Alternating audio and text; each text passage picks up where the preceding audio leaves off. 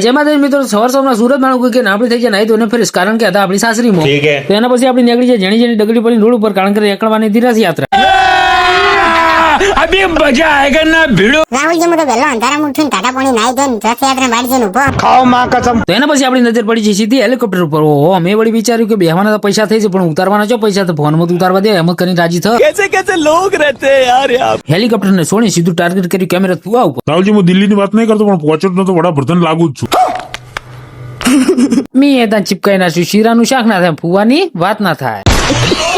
તો એના પછી આપણે રોડ ઉપર હવારના નાઈ ધોઈને આવીને વાઇટ જોઈ રહ્યા હતા કે વેરાઈ માતાની રથયાત્રા ક્યારે નીકળે તો જો આ રથયાત્રા કેવી નીકળી છે અને ડીજે જેવું વાગે છે સાંભળી